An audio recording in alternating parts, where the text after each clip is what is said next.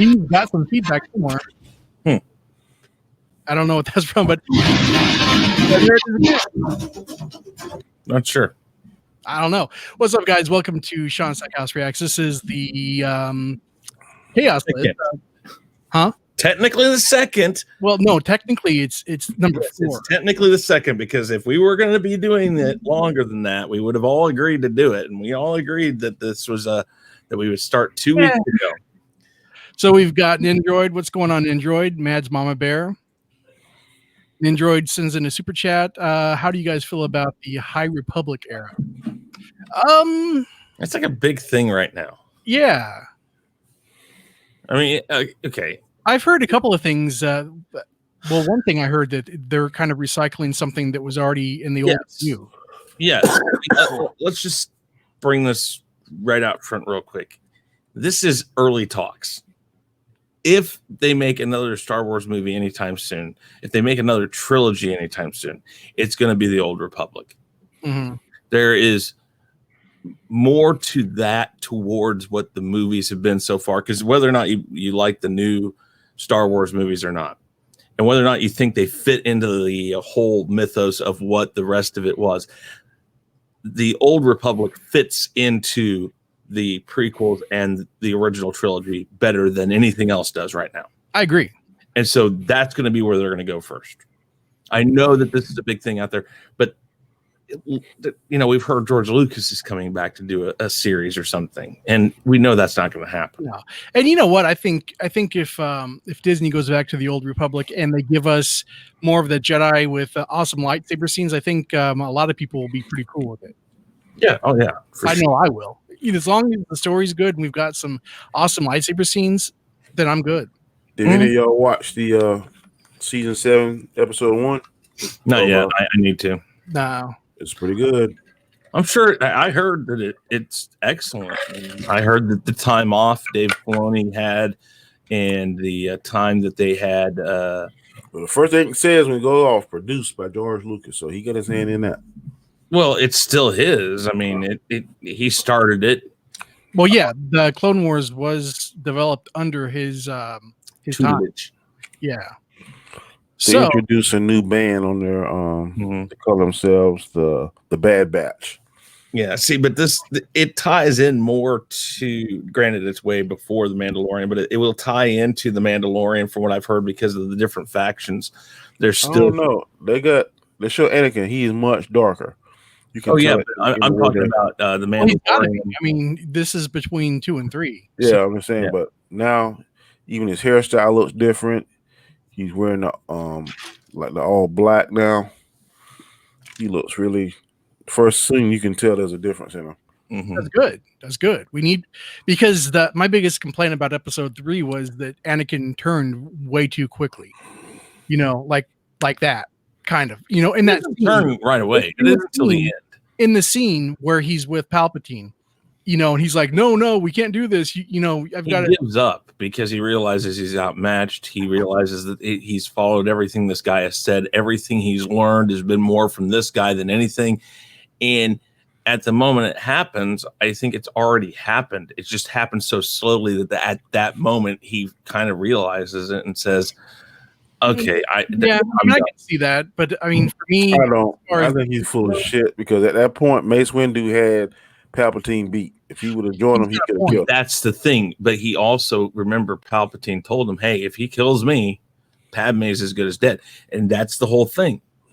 At that moment, the Emperor is only thinking about himself. He doesn't care if he can actually do what he says he's going to do. He just wants Anakin to do more and more and more for him, because it only proves that Anakin will do it. And so that's why when he sends him to kill, when Order 66 happens and all that, it's dominoes. Kind of. And if at that moment, I think he had a chance to save himself, maybe, but when he went to Mustafar and he killed all those separatists, then he went to the Jedi Temple and killed those younglings, and that kind of like sealed the deal. Well, there's a thing that Star Wars Theory just did about an extended scene at the end of Revenge of the Sith, where after Obi-Wan cuts his legs and his arms,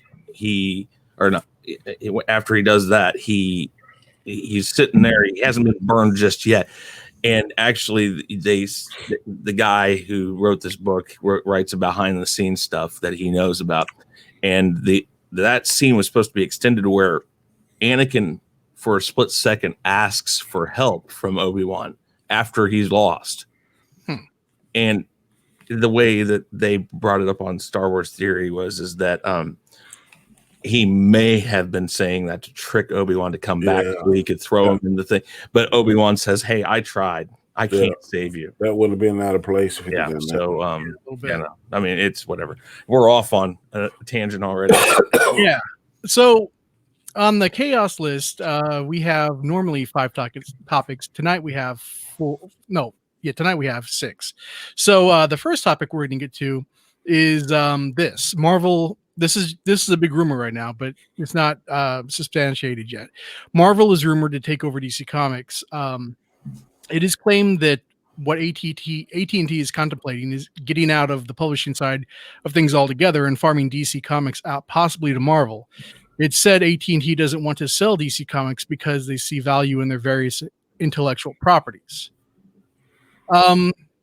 So this would just be them farming out the publishing side of things, DC Comics as presented by whoever. And I don't care about the publishing. I wish they get rights for the movies. I want them to get the rights for Batman, Superman.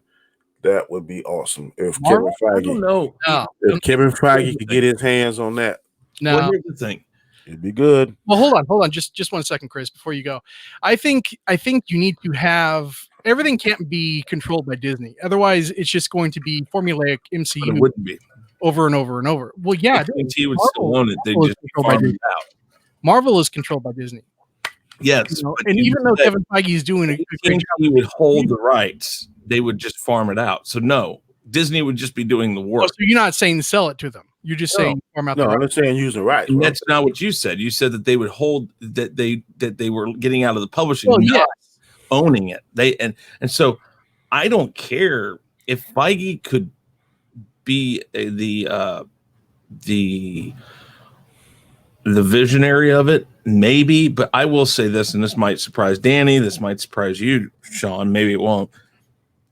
DC is a different monster than Marvel. Marvel is shiny. What was it? George Lucas said he didn't want to use. He wanted to use universe, not a clean universe, when he did Star Wars. Sure. That's the difference. DC feels used and feels real. Marvel kind of comes across as clean and shiny and polished. If that's Kevin Feige's vision, that's not going to work for DC. DC's gritty. I think the perfect example would be Ford versus Ferrari. I just watched that. Marvel is Ferrari. That looks good. It's been the champion for X amount of years. But then Ford got tired of it. And if the right driver gets in the seat, like they did on the movie, the Ford is going to kick Ferrari's ass. That's fine, but I don't know if Kevin Feige would handle it. They don't change it aesthetically and like story. I don't think he would change it. I don't think he would change it. I mean, it just depends on what they would do if they were to find the actual film rights to Marvel, doing that. Now, I know Kevin Feige has recently taken over the publishing side of Marvel as well. So he's in charge of the Marvel comic books. So he would be involved, or he'd be over what is done with the DC Comics if they chose to farm the publishing side out to him. I just don't know. I mean, I'm glad to hear that about Kevin Feige. Marvel. I mean, Kevin Feige could come to the table since he is in charge of pretty much everything Marvel now. Well, I guess he is in charge of everything Marvel. Mm-hmm. So if Kevin Feige came up to AT&T and said, "Hey, I've got this idea for the DC universe moving forward," and if he pitches it, then it's good, and sort of like when DC, sort of like how he did when they went to Disney, he probably in with the outline. Kind of what I want to do, but sort of you would have to do something sort of similar to what happened with Warner Brothers in the late 70s with the Superman movie. You know, they farmed it out to the Sycans, Salkins, and they said, okay, well, we will let you make this movie, but these are all the points that you have to agree to. Superman has to be this. You can't do this. So they had a bunch of things that they had to agree to and, you know, do a contract over. So if DC did something sort of like that and said, you can't do this, you have to do this. I think Kevin Feige has a cachet and he has a track record that he knows what he's doing. I would like to see him go there and say, look, let me get Batman Superman on a test run. We're going to do world's greatest. If it's a success, then we'll talk further. Here's the thing.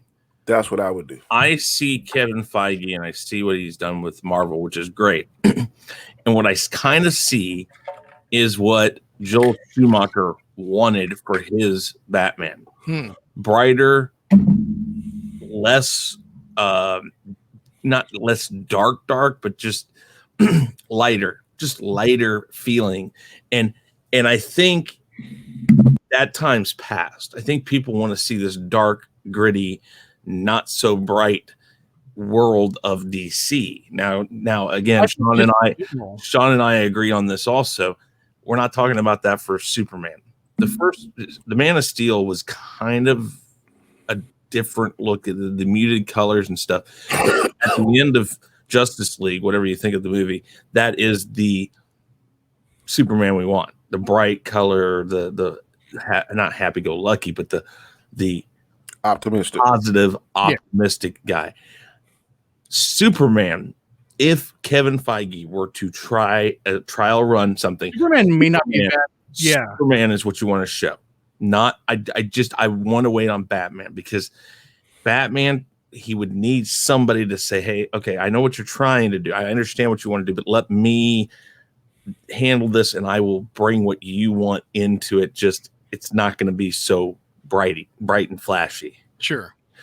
I'd be okay with Kevin Feige helming or at least overseeing a Superman movie. You know, I mean, he has.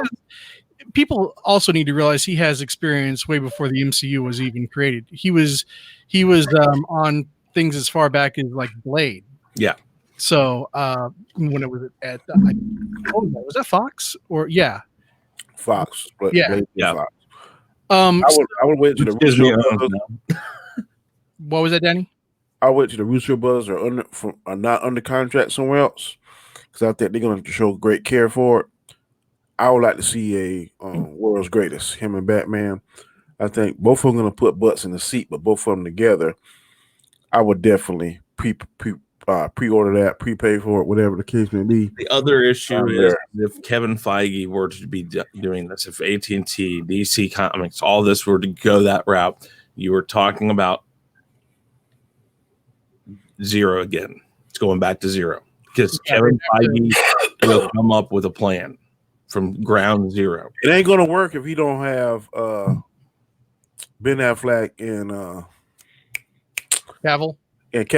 But the thing is I'm not sure. I don't know if he'd sign on board. I mean, Cavill maybe, but I don't know about. See, that's the thing. Affleck would come back if he's approached the right way. It has to be. They'd have to start at zero though, because Kevin Feige isn't going to want to adopt a storyline that he hasn't. Well, we don't know that. We don't know that.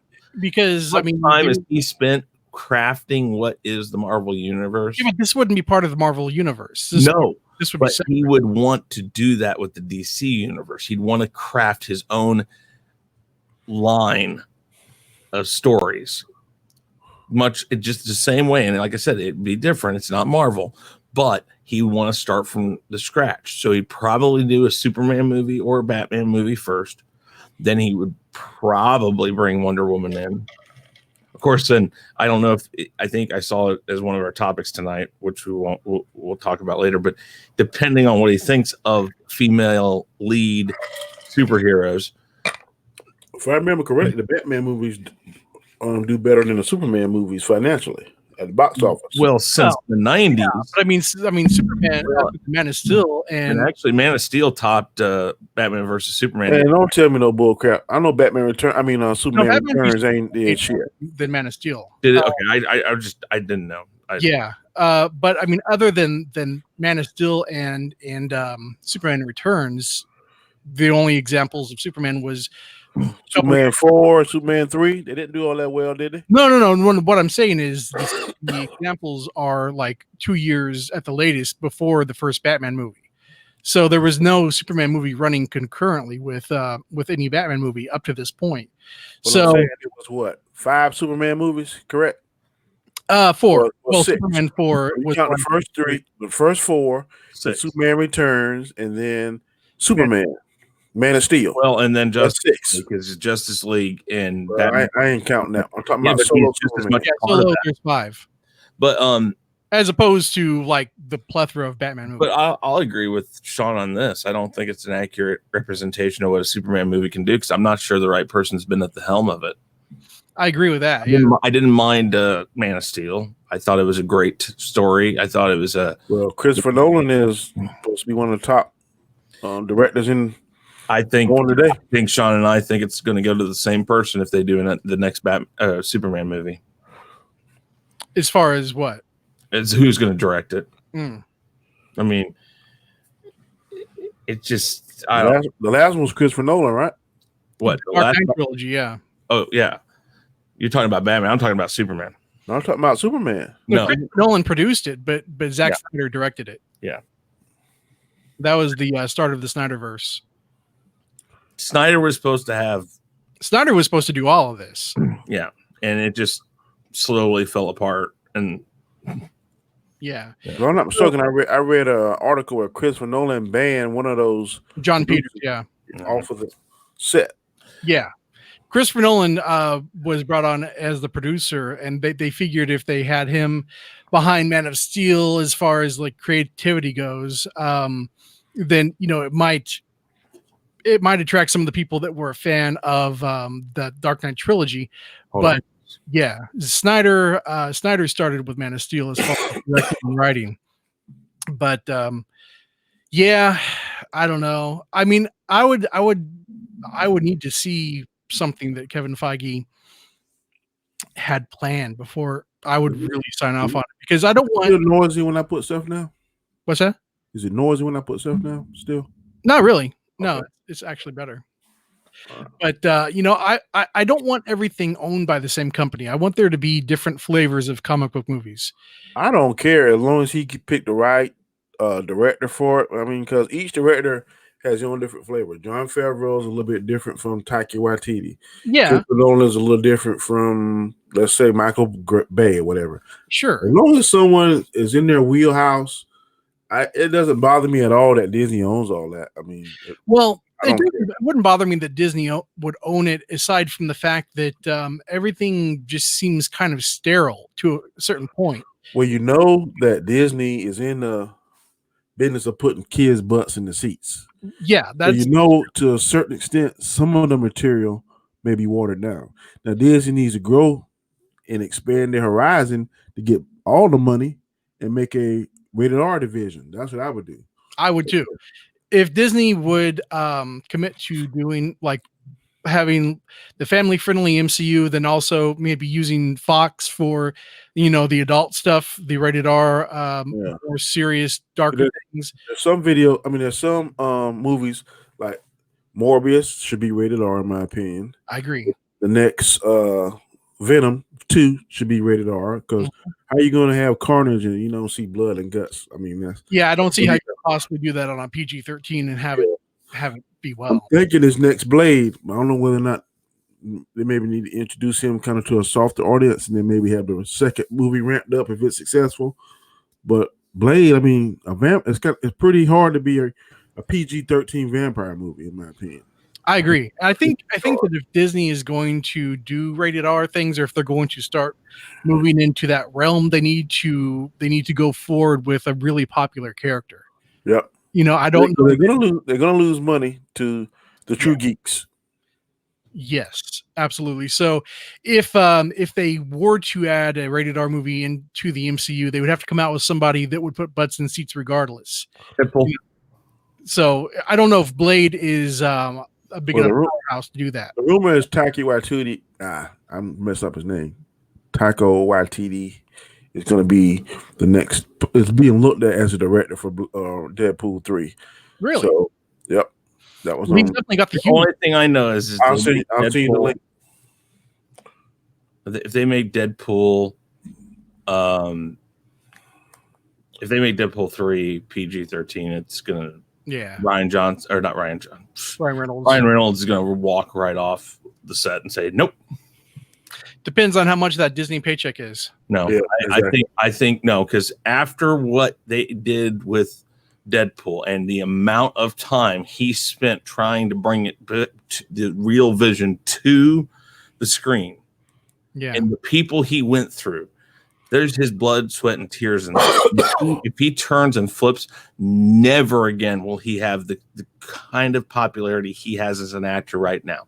He will go off the map immediately because the people who back him only back him because he has been a true voice for fans when it came to Deadpool.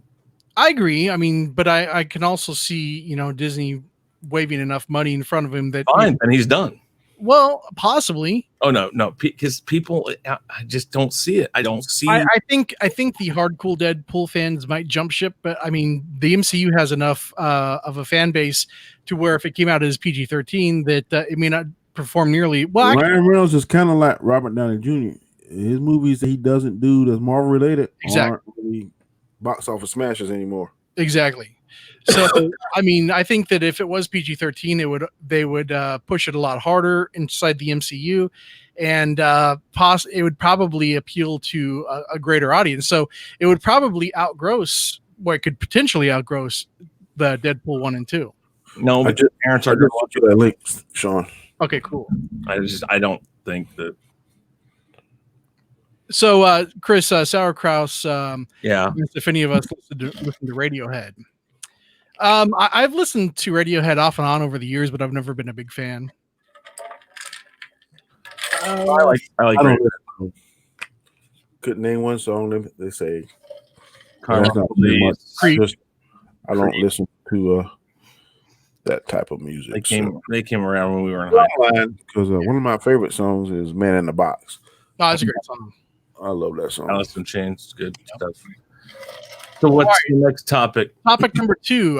Kevin Feige almost left Marvel overclashed with Disney on superheroes. And this is according to Mark Ruffalo, who plays Bruce Banner and the Hulk from the first Avengers on.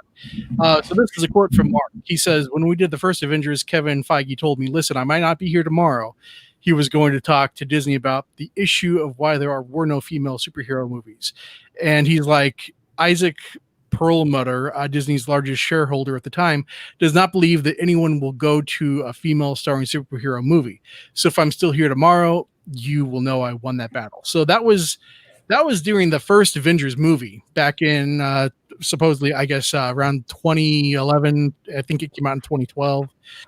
2 words. So, 2 words. Bullshit. So you not believe what? I tell you why I don't believe this.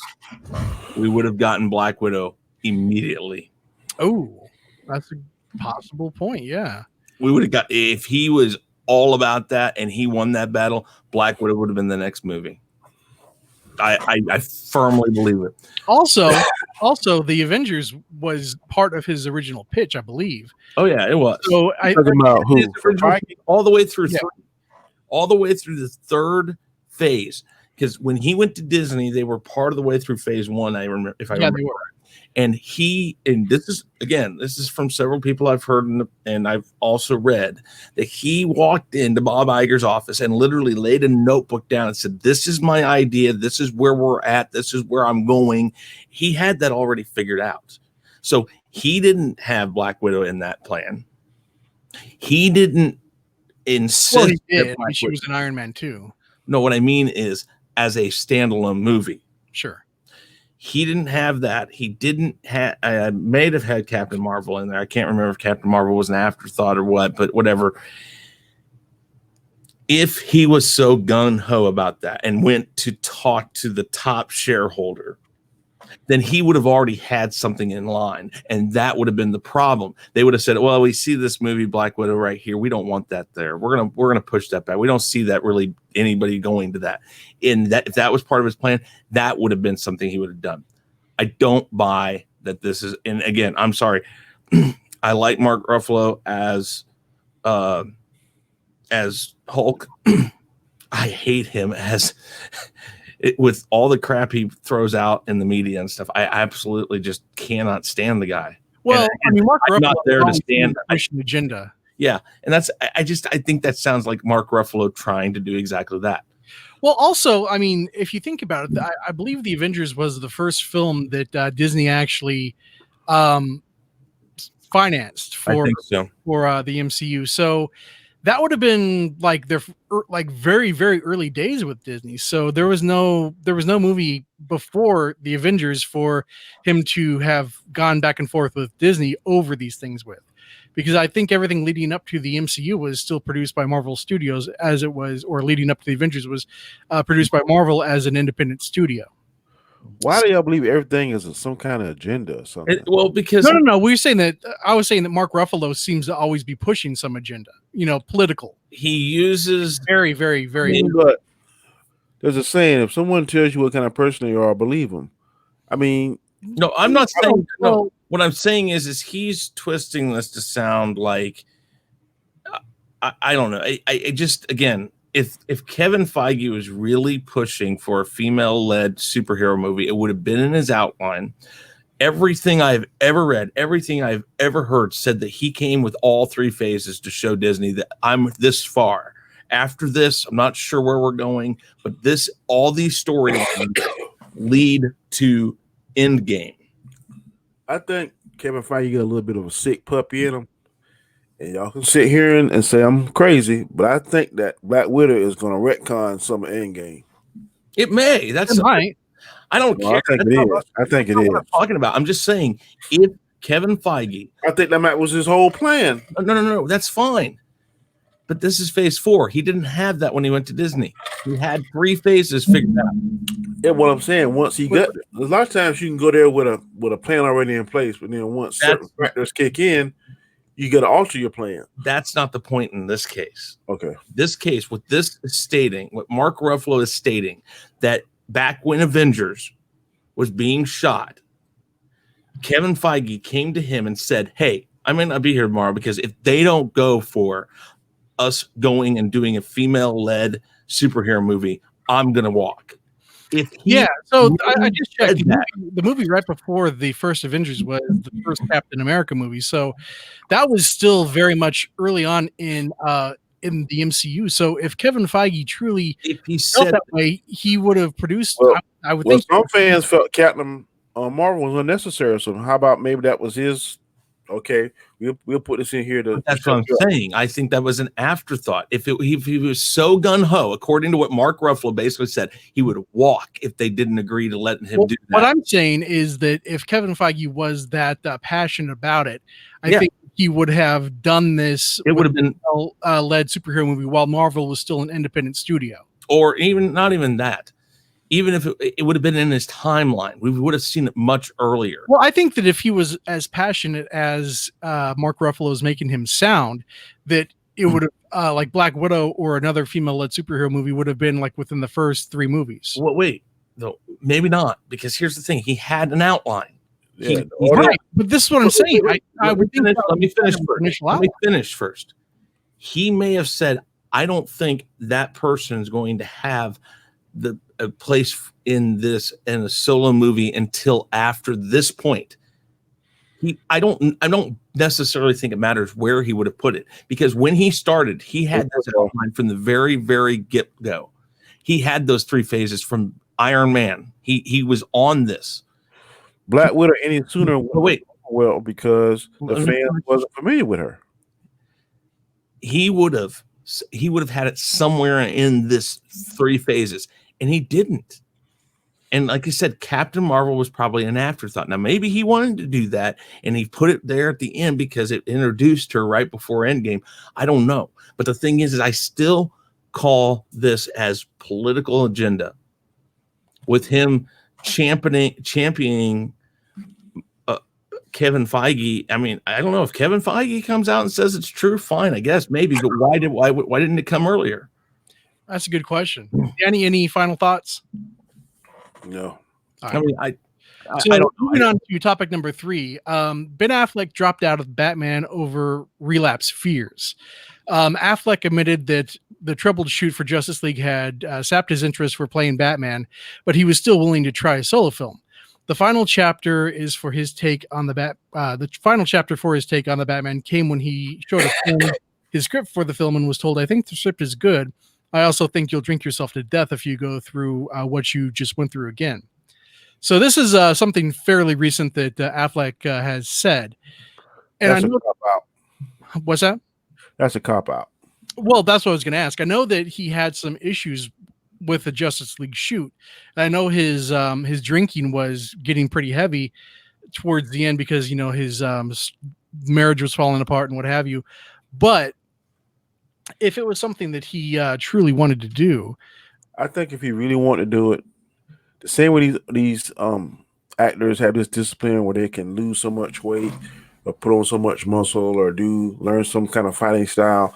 If it's something he really wanted to do and he think, and this is just my opinion, you can refocus yourself, and he could have someone there. Hey, Ben, gotta put that down. You gotta stay focused. You gotta do this. Ben, put that down. We can't do that now. You gotta stay focused. If you can pay these big dollar people to help you with training and diet and do whatever you gotta do and all this kind of stuff that these actors do, then if that's something he really wanted to do, then I think he could have somebody there to kind of keep him on track and say, "Hey, man, you got to stay focused. You got to stay off the wagon." That's just my opinion. You can't force morality. You can't force ethics. You can't force that type of thing. If he again and listen to the stories about John Belushi, they had people. Okay, John Belushi, or what was the guy that played the fisherman in Jaws? The older guy. I can't remember his name. Flint, I think was his name. I don't know. I talk about this all the time. His character, his actor, the guy that played him, was notorious for drinking all night long and showing up drunk. So they finally said, okay, what we're going to do is we're going to hire an intern. We're going to the guy from Blue Thunder. No, from Jaws. I don't know. He was played in Blue Thunder too. Well, whatever. And I can't remember his name right now. Robert Shaw. Yeah, Shaw. Yeah, Robert Shaw. Okay, so they hired an intern to follow him around, and all they wanted this intern to do was just keep him from drinking, keep him away from the bar, whatever. The first thing Robert Shaw did was take him and get the guy drunk so he could drink. I thought it was Roy Schneider. No. Roy played the sheriff. Yeah. And that's kind of the thing. You can try, but it's not. If he's not going to do it, he's not going to do it with anybody watching him either. If he's not doing it himself, you can't get some guy. What is the guy going to do? Put it, choke him or whatever. Did you see the size that Ben Affleck was during that movie? Yeah, he would have. So you would have done that. You think that Ben Affleck just had a harder time on the set of BBS? I think too much crap was going on. Just too much for him. I think everything was going on. I think, yes, it sapped his want to do that only because he associated all of this shooting with what was going wrong in his life. The drinking is, yes, it's the scapegoat. It's an excuse. It is, but you know what? It was where he went to seek solace, and he's gotten out of that. And I think that maybe there is something in his head that says, if I were to have gone back to that role, it could very well have gotten in my mind. And I only speak this way because my father was always, they say once a recovering alcoholic, always a recovering alcoholic. My father was an alcoholic. And it is something that there's just certain things that just trigger it. And, you go to the meetings, you hear these people say, well, I was out shopping for clothes, and then I saw a little girl's dress, and it reminded me of my daughter who I can't see anymore because I did this or this. And it just snowballs and snowballs. And until you're in that position, I don't know if you really can say it's a cop-out. I can see it. I mean, it's sad that he felt that way. He's an actor. He should be able to pick himself up and muscle through it, sure. But I mean, I guess, yeah. I think it's one thing if you don't have the money or the influence to do it. But if you have the money, power, and I'm not saying there's always exceptions to the rule, and I'm not saying that just because you're rich, you are excluded from any other issues that a poor person would have. But he had means. I think he had a brother that gave a damn about him, and I think that if it's something he really wanted to do, they've got the hills in Malibu. They've got all sorts of. I know he could out there. I think for this project, he places are club med to them. They go there to say, look what I'm doing. I'm making myself better. And then 2 years later, they come out of it. I mean, look at Robert Downey Jr. The sheer fact that he ever got out of where he was is amazing. But that doesn't mean that there isn't a Marilyn Monroe. There isn't an Elizabeth Taylor who, or any of these number of people who were constantly under some sort of influence because it was an escape and they didn't want to get out of it. Now, Ben Affleck, according to everything I've read, has kind of cleaned up, and he's talking with Jennifer Gardner now, and they're co-parenting their kids well. Things seem to be going pretty good for him. But if he personally thinks going back to that part was going to cause him some sort of relapse, that's him saying, I need to stay away from that because I think that's one of the things that contributed to it. And that is a strong person. That's somebody who recognizes where the problem might have been. And the first thing is, and Danny, you work in law enforcement. What's the first thing that causes problems when people get out of jail or get out of prison? They go right back to the life they were in. Mm-hmm.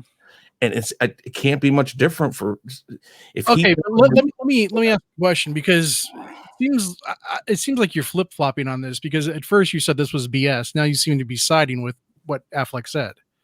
Who? You? No, I even said that Danny said that it was this was before anybody said anything. You said 2 words, bullshit. No, that was last one. That was Kevin Feige. Oh yeah, no, I said that about him. all right. Or about together on me. No, Ben Affleck right from the beginning. I can see this. I can see this. And again, who are we to tell Ben Affleck what he believes, whether or not it's true or not? It may not. He may have gone back to it and been perfectly fine. Everything being great, everything fine and dandy.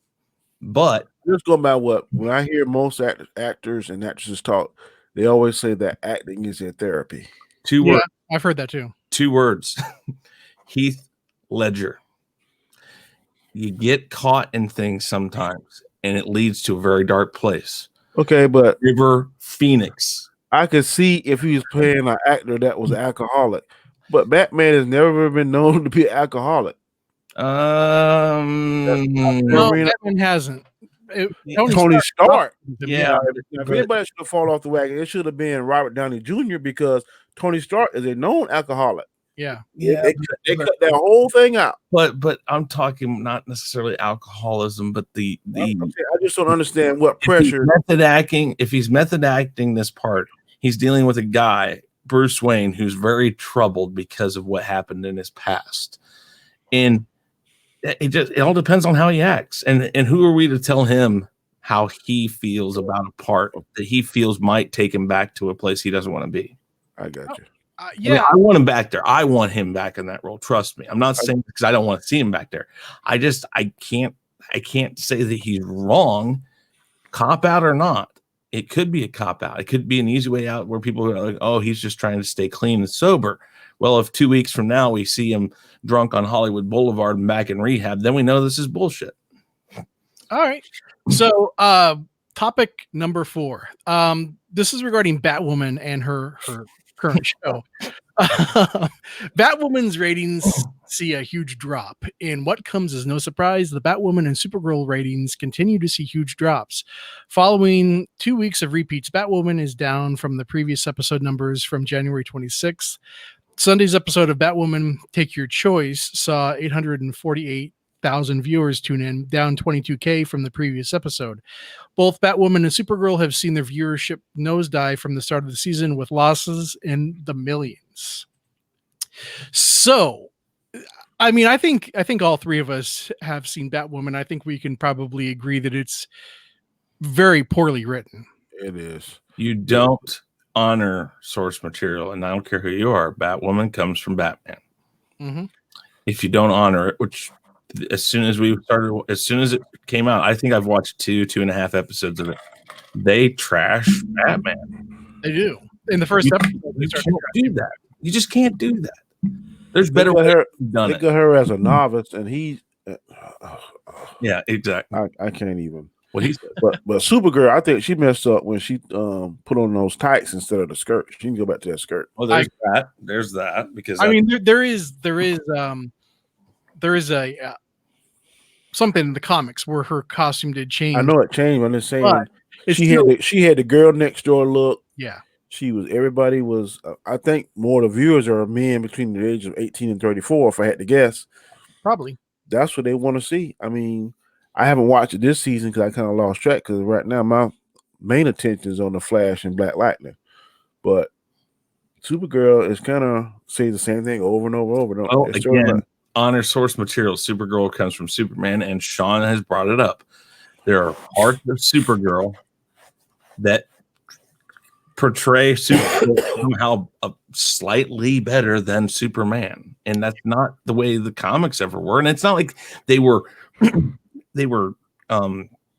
mismatched or anything. The comic books always basically made it sound like they were very similar. They were very even and equal. No, well, what I mean is been stronger. Yes, stronger. But what I mean is it's not like they went out of their way to say that Supergirl wasn't just.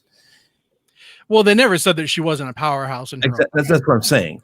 And when the show purposely shows scenes that try to make it sound like she's better, okay, you're not honoring source material. I mean, let me ask this, because so according to what SHAUN is saying, Superman is the strongest Kryptonian from Krypton ever. No. I've never said that. Okay, because I said that he's stronger than Supergirl. Okay, if I remember correctly, I don't know about Supergirl, but in the Man of Steel, he was born naturally, while the other Kryptonians weren't. They were born from the Codex or whatever you call that thing. Mm-hmm. Is that correct? Zack Snyder rendition, yes. Mm-hmm. That's so. not. Was Supergirl? Was she on a different planet? Was she born from the Codex? I don't think that fits into. I don't know. After Crisis on Infinite Earth, I'm not sure where Zack Snyder's line of stuff falls in this. Does it even fall into it? I don't know. I mean, the Codex was in Man of Steel had like all of the best elements of all previous Kryptonian bloodlines. Mm-hmm. So I guess there is an argument to be made that with the Codex inside of Kal-El that he is the best of the best. But I mean, that's the first time I've ever seen anything like that in the history of. But they did it on Krypton. Well, I didn't really follow Krypton because I thought it was kind of trashy with the first season. I wasn't really interested in Superman's grandpa. But yeah, I mean, I don't know. I mean, as far as Superman goes, he is faced off against multiple Kryptonians at the same time in two movies. So we've got Superman 2 and we've got Man of Steel, and both times one of them being Zod. So, and he ended up besting them both times. That doesn't mean that he's like the best of the best, but he's one of the best, sure. He definitely, I think, knows how to, in both instances, well, especially Superman 2, he has a better handle on how to use his powers than Zod and his crew. Now less so in Man of Steel because he was still very much a novice. He was very, very green. So he had a little bit of an upper edge on Zod and the other two, but not by much. Let's see. What's up, Symbiote Sam? Glad you're here. Let's see. Chris, do you have anything to add on this topic? I think it comes back to source material. I think when you try to over push something that just, I don't know, it's crap writing mostly on both parts, but it's a lot of it doesn't fall in line with what you know from the comic books. It just doesn't. I don't Exactly. It pulls me how they can just be so awesome on two. I give them 2.5 shows because I stopped following Legends of Tomorrow, but Flash and Black Lightning to me are on point. I don't miss them, but then Batwoman it's just it's hard to watch. I don't understand how they could just fall that far off of. A lot of the CW is hard to frustrating. watch just because I don't think enough.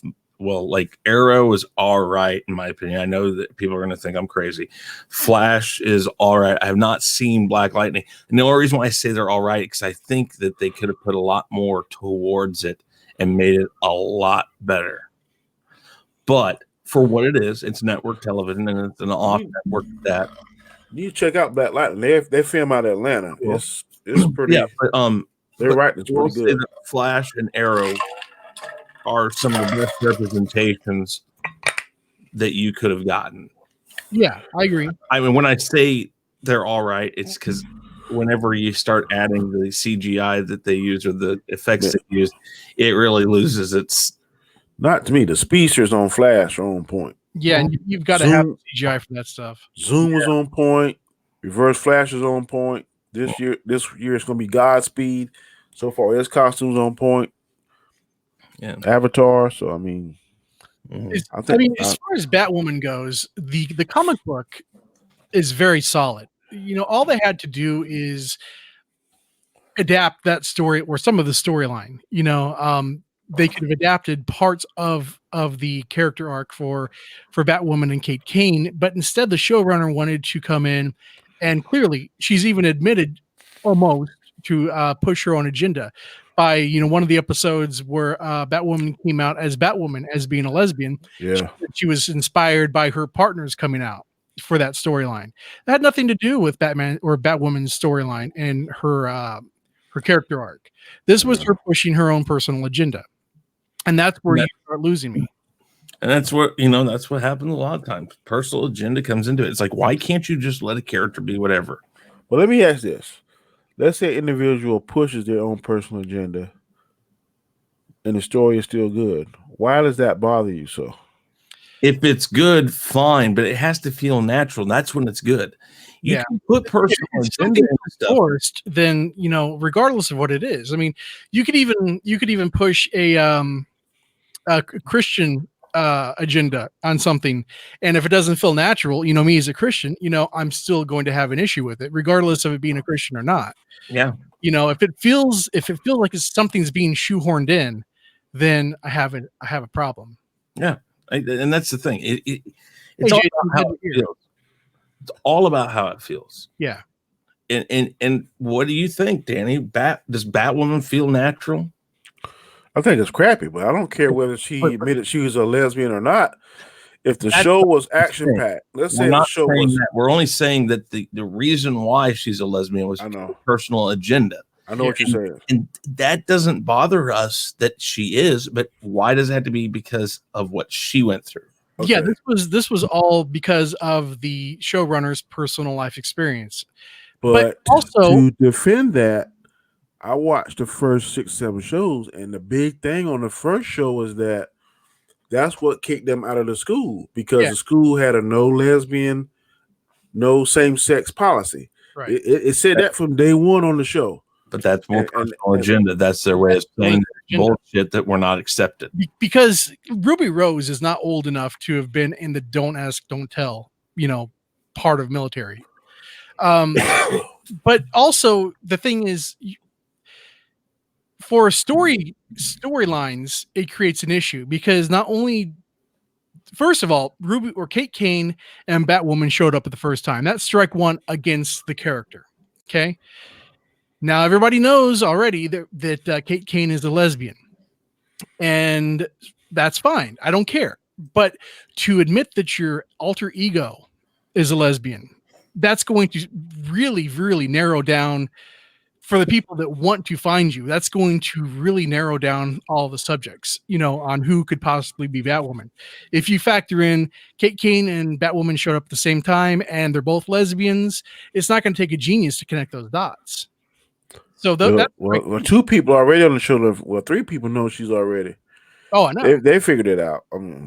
It's just poor writing to me. The lesbian part really doesn't bother me. Also, because when things are forced, it doesn't matter what the agenda is or what the thing is that's forced. When it's forced, it's hard to write around something that when you get some writers are like, well, what do I do with this? This isn't really where this character comes from. So now I have to write a backstory that builds into this that people are going to immediately walk into and say, wait a minute. Well, what the hell is this? This isn't what this isn't how it is. I see what you're saying. I get your point. And again, unfortunately, in this case, we're talking about a character who's lesbian. And what I mean by unfortunately is that it's unfortunate that this show is as bad as it is. And it's not really the reason. That's not the reason. It just happens to be what people were going to look at and say, well, look at that. You just like it because of that. No, unfortunately, that's just a part of it. No, I was excited for Batwoman. I was really excited for Batwoman until the first trailer dropped. I watched that trailer, I didn't actually hate it. I was excited. What was the first Crisis where her and the last episode or the last crossover, where she was really good in that.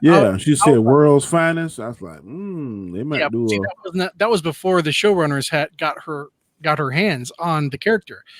If that would have been the character type of Batwoman moving forward with her own show, then I would have been all for it, because when she showed up, she was for the two seconds there, she was badass. Yeah. All right, so topic number 5. That was 4. 1, 2, 3. Nope, number 4 was Batwoman. Topic number 5. Number 5. Gremlins director joins Secret of the Mogwai for HBO Max. It's a prequel, says Dante. The series goes back to the creator or the character Mr. Wing when he was a boy and when he first discovered the Mogwai. It's set in China in the 1920s, and it's animated, and it's very big in the sense that if you try to shoot it as a theatrical film, it would be outrageously expensive. But in animation, you kind of get away with almost anything you can think of. And so that's Joe Dante, the director from the first 2 Gremlin movies. First of all, I wouldn't mind seeing a reboot of Gremlins now that technology is. Yeah, I agree with that. I don't know. There's a part of I don't want CGI Gremlins. I don't want CGI Gremlins, and that's what you get. It depends on how they do it, because the second one they had the Spider Gremlin and but they did that all practically. I thought it looked great. Yeah, I agree. I think I'll let you guys talk about this, and then I'll say what I have to say. Well, I was just going to ask, first of all, do you think? I mean, because the first or the second Gremlins came out like in the early 90s, right? 89. I think it was 89. I think it came out the same year as Ghostbusters 2, I think, actually. So it was at least 30 some odd years ago. So do you think too much time has passed for them to actually 1990, I'm sorry. Yeah, I was going to say 1990. But do you think too much time has passed right now to do something that's great connected to the first series of films, even though this is a prequel? It would lead into, theoretically, the very first film. You're going way too far back for a prequel. Well, the animation would be a good testing ground to see whether or not kids latch on to it. Yeah. Well, if they get a good response from that, then you might be want to. Are they going after kids though? If it's animation, I'm thinking kids. Oh, wait a minute. Time out. Spawn was animation.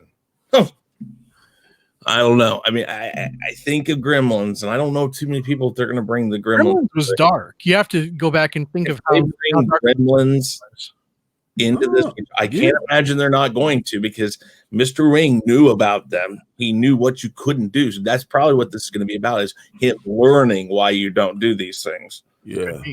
What was it? Feed them after midnight. Don't get them wet. Don't get them wet. Don't feed them after midnight, and no bright lights. Yeah. No bright lights. 3 rules. The rule of 3. But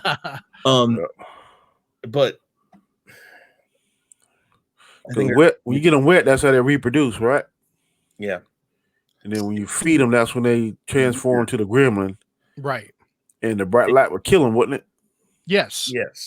60 years, basically, is how far they're going forward for a prequel. Because 84 was when the original one came out. Yeah, I think. Yeah, 84 came out, and exactly. Sam, you're absolutely right, especially with Gremlins. It looked more gnarly and more realistic. Now, if you want to do CGI, do a CGI assist with the practical effects, maybe that might be okay. But those puppets looked really, really good. It did, but 60 years, so 20s. That means from 1920 to 1929. So it's 1924. Sounds like a good year. 60 years. That's a long time ahead of the other movies. And how long is this series going to be? I mean, it's like I'd be interested to see where they come from. I would love to see how it happened. I'm going to watch found them, but how long are you going to do it? I mean, like I said, that would, to me, I would let the animation, whatever, 10, 15 episodes, see if the kids latch on to it. If they latch on to it, then I maybe would think about live action. If not, I don't think they're going after kids. I think they're going. I don't know. Gremlins 2 went after kids. The first one, not much. But I know that Joe Dante's been trying. I can remember the Gremlin toys in the stores. Oh yeah. But I know Joe Dante has been trying to get Gremlins 3 off the ground for at least 20 years. Gizmo is the original Baby Yoda. Yep. Yeah, for sure. Yeah, I remember the Gizmo. At Christmas I had a stuffed Gizmo. Little known fact, Gizmo is Howie Mandel, and Howie Mandel used one voice for 3 different characters. Yep. Bobby, Gizmo. Bobby from Bobby's World, Skeeter from Muppet Babies, and Gizmo. Yep. Bobby. I didn't know that. Yep. It's all the same voice, and he got paid 3 times, and he's very proud of that fact. He has said that multiple times. All right, so moving on to the final topic number 6. This was news today that Bob Iger steps down as Disney CEO effective immediately. Bob Chapek will assume the role of CEO effective immediately, Disney announced. Chapek will continue to report to Iger and be appointed to the board of directors at a later date. Iger will remain executive chairman of Disney through the end of 2021, according to the company. Iger said he decided to step down now because he wanted to focus on the creative side now that major projects like the Fox merger and launch of Disney Plus are behind him. Iger said he would be able to help transition Chapek into the role while serving as executive chairman. Translation: Bob Iger's still in charge for now, but I mean, Iger was originally changed anything. Iger said he was out in 2021 anyways. Well, I know. This isn't new. This is just him stepping down from the CEO, which basically means he doesn't tell himself what to do. He's going to tell somebody else what to do now. It's like I don't know. When I read this finally, I don't know. The executive chairman of the board is being told by the shareholders what to go tell the CEO to do. Before he got the word and he said, okay, I'm off to do it. Now he's going to get told by the shareholders because the big guys on the board are the biggest shareholders. They're going to go to him and say, listen, we don't like this. We don't like this. You need to go tell them they need to change pace. They need to change this. They need to change that. And now instead of having to do it himself, he's going to look at this guy and say, hey, do it. He's more in charge now than he was before because now he doesn't even have to do the work to put into it. He's just going to tell them to do it. Danny, what are your thoughts? I don't know if it's going to be that cut and dry. It's just like when a new sheriff. It even says if the sheriff wins the election, the new sheriff wins the election, the old sheriff can't do nothing. He has to run everything by him until the transition is over. So I'm thinking now he still got the power, but as it gets closer and closer to 2021, Chapek, whatever, is going to be calling the shots. He is executive director of the executive chairman of the board. He is top dog. And go back and even read how it's put. Why the hell would they pay 2 people to do essentially the same thing? Because that's how he got into it. He did it himself. I mean, he convinced people that that's how it needed to be. Now go back to it though and listen to exactly what it says. Sean? Yeah, hold on. Yeah. Because right here it says Iger will remain hold on. executive chairman of Disney. Disney announced Chapek will continue to report to Iger and be appointed to the board of directors at a later date. And even then, the board of directors doesn't have to make him the chairman. That's the other thing. So he can remain CEO through past 2021, but he may not have that almighty on high title that Iger had and still has technically. Because executive chairman of the board is the top dog. He is the one that makes a final say. Because let's say you have the three of us. Let's say, I'm not being egotistical here, but let's say I'm the executive chairman of the board. Sean says one thing, you say another, and we're deciding what we're going to do or what course we're going to be. Well, if I take his side, then it's done. But if we have four people and two of you take, like Danny and let's say Mads on this board. Danny and Mads are on one side. Sean's on this side by himself. I could still say, you know what? I think Sean's right. We're going that route. And you can't say anything about it. You'd be the tiebreaker. No, I make the final say. No matter what. It's just the thing is that he still has to think about the shareholders. Just get Kennedy out of Lucasfilm. She's on her way out. She's going to be out in 2021 if she's not out before. I think she's going to try to get Indiana Jones 5 done, and no matter what happens with it, I think that's her swan song. I think it is. Yeah, I suppose. I mean, speaking of that, Harrison Ford recently said that he wanted Indiana Jones to be like the MCU, like Indiana Jones 5. He wanted it to be at least MCU quality. Otherwise, he didn't want to do it. Now, I mean, he's already signed on. Yeah, but I mean that's the thing though. That could be him saying, yeah, MCU is, really doing great things and I want it to be, of a good caliber, or this could also be an excuse for why it hasn't come out yet, because it was supposed to come out last year. I don't know. I don't doubt that Harrison Ford has made no bones about it, that his focus ever since the first Indy came out, Raiders of the Lost Ark, had always been Indiana Jones. Yeah. As far as the Spielberg Lucas combo, I'm not talking about all of his other films. I'm just saying in general. And I'm kind of wondering the whole Call of the Wild thing, if that wasn't just thrown in there as a like, okay, well, we'll get your movie done, but here's something for now. I don't know. I think they'll get it done. I just hope there's not a lot of CGI. When I hear Marvel, I think CGI, and I'm like,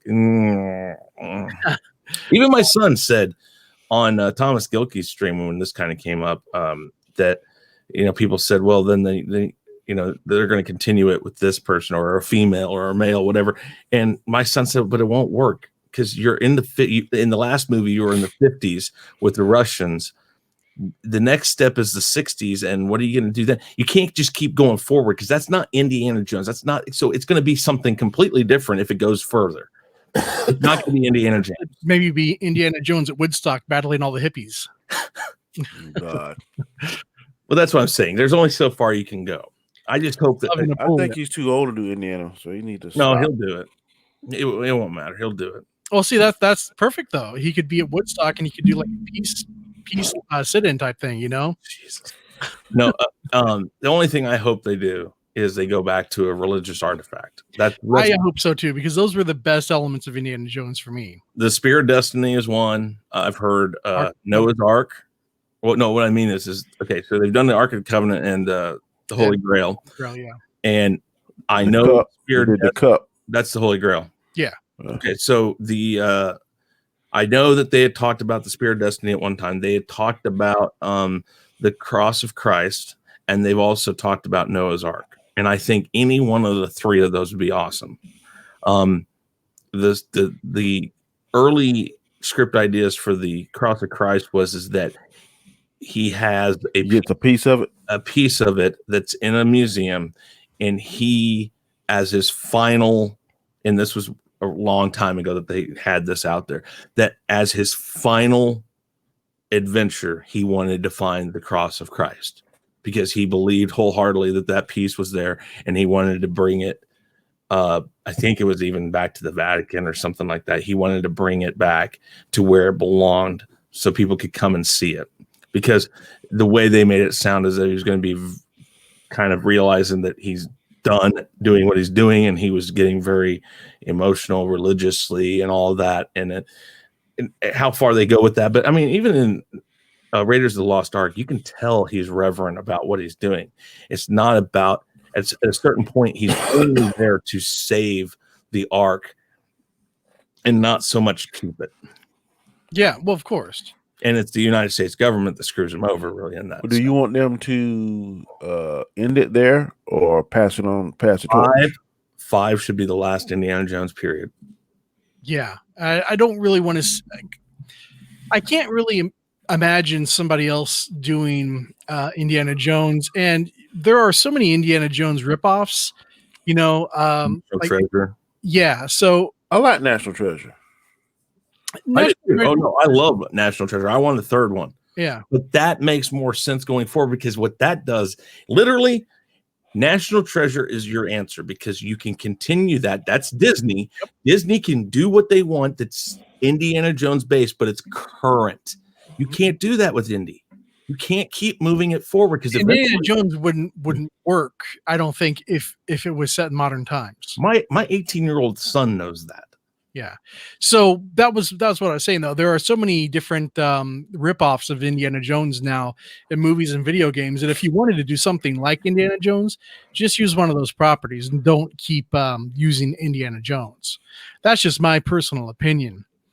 Do you guys have anything final to add on any of these topics before we sign off? I'm going to disagree slightly with Chris. I want to see a reboot of Gremlins. I don't care if it's CGI, as long as it's well done CGI. I didn't say I don't want to reboot. I just don't want to reboot with CGI, because there's nobody in this world that uses it properly right now. Nobody. So if what's the guy that plays Caesar? If he could get in there and do his magic, Andy Serkis, that's his name. Oh, from the Planet of the Apes movies? Yeah. What's his name? Andy Serkis. Yeah. Because he's the master of that kind of. That's more of a treatment, not usage of CGI. That was a treatment. That was costumes and props, much like what Sean said. I just don't think they're going to do that with. Right. That was practical with the CGI assist. I think that was very practical with the CGI assist. In fact, that was impressive. But now, if they wanted to do something like that, they want to, but I just don't think they're going to. I would do that. And what's funny is if you think about it, like the spider, you mentioned the spider, that spider was scary because of how stiff looking it looked and how bony and how raw it looked. That and the same thing with that is. I'm afraid people are going to soften the colors together, and they're not going to make it look so scaly and nasty. I mean, if you got somebody that wants to make it look like a nasty raptor, okay, fine, I guess, because that looks pretty good. But I don't know. You know what? If they want to do it, they're going to do it. I'm not going to make them change. I'm just thinking that they're not going to do it if the animation takes off or doesn't take off. That's my opinion. But they're still going after us. They're not going after kids. And if they make a third one that's kid-related, it'll bomb. It's very possible that they're going to follow suit of something like Harley Quinn, or even the Netflix stuff like Castlevania, to where it was marketed originally to us as video games or cartoons or what have you, but with like Harley Quinn, it is very, very adult on the DC streaming service, and they could very much go adult. If they do like that new Deathstroke, I'm waiting for Deathstroke episode 2, man. That is awesome. Yeah, I'd be all for that. And if they wanted to do that's great. That's definitely not for kids, if that's what they want to do. The first scene, Deathstroke was in the bed, so yep. Like, whoa, get some more of this. Exactly. My last thing I'll say is end Indiana Jones on 5. Treat it the way the original one, the first and the third one were. Give it a religious basis. Less CGI, especially on the monkeys. Drop the monkeys because that looked horrible. Instead of using CGI ants, use real scare tactics, because that was awesome about the original ones. The snakes, the bugs, the rats. You knew those were real. At least the majority of them were, and it freaked with your mind enough. When I saw the ants, I'm like, it's CGI. It didn't look as real. But end Indiana Jones at 5, and let's see National Treasure 3. Focus on that, not Indiana Jones after Indiana. Yeah, National Treasure 3 would be awesome. I've been waiting for that forever. I know it's been a long time, but if you want to focus on something Indiana Jones related, throw your efforts towards a property that is absolutely 100% yours. That people want to see a sequel to. I mean, I want to see Indy 5, but I don't want to see anything after that. I don't want Indiana after that. I want National Treasure 3. Well, yeah. So, but I mean, even that is a limited window unless you want to reboot it, because Nick Cage is 56 right now. But if he follows Indiana, if he follows Harrison Ford, he's got 20 more years of making movies on that. Mm-hmm. 3 more in that time. That's true. I mean, and I know he's in decent shape. Yeah, he is. He needs the money too.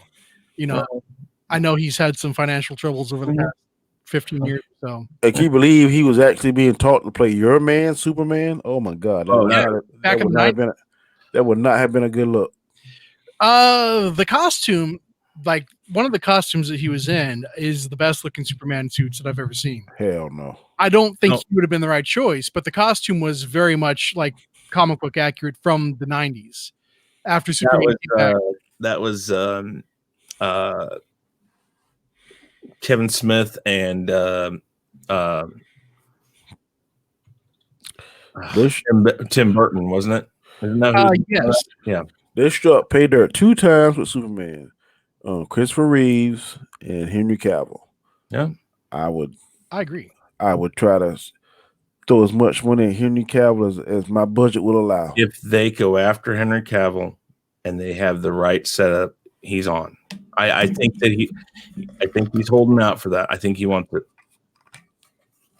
I think you're probably right. I'm gonna share my screen with you guys really quick. Let me.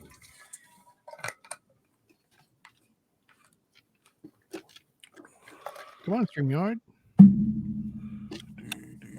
Maybe we call it Barnyard again. It'll start working for you. Damn it, Barnyard.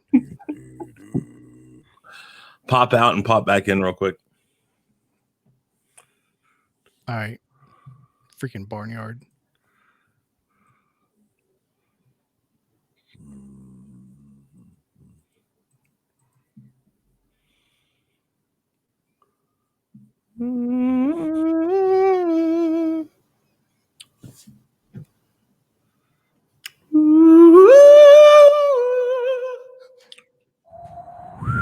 Star Trek a little bit.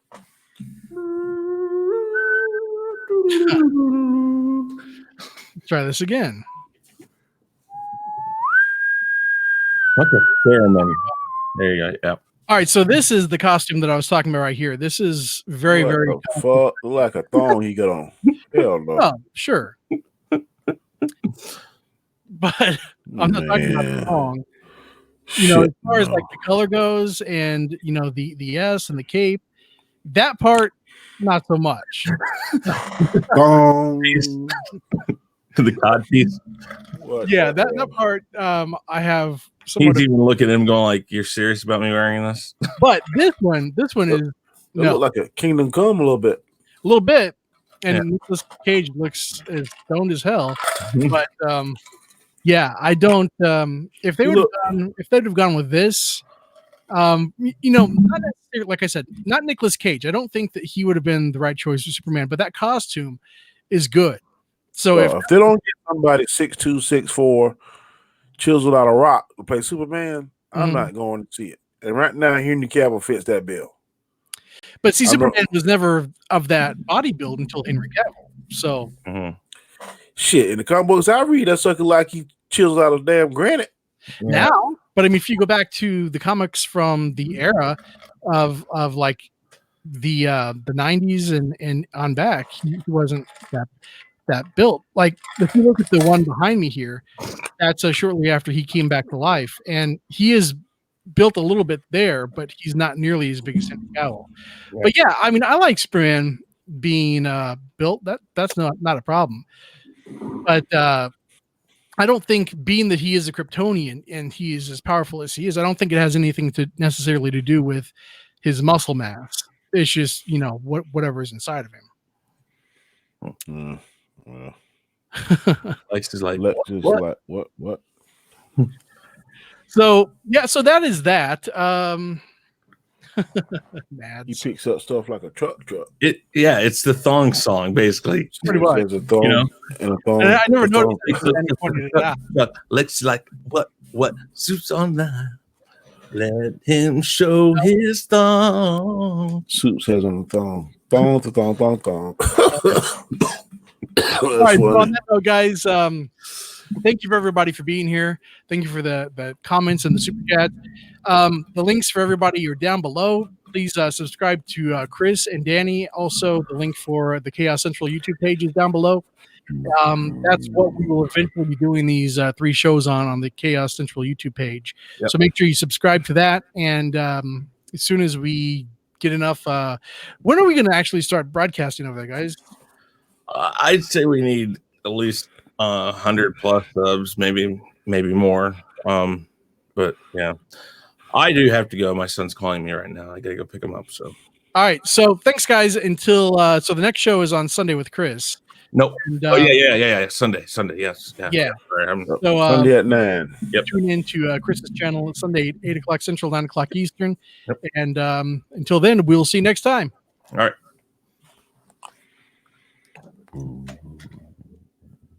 Hey guys, thanks for checking us out. Be sure to subscribe to both channels and make sure to check out our friends in the Fandom Minutes. You can find us on YouTube, Twitter, Facebook, Instagram, and BitChute, and you can also send us an email at SHAUN@ShaunStackhouseReacts.com and Chris Knight at TheRealReview3000.com. And be sure to swing by our Teespring store to pick up some awesome merchandise.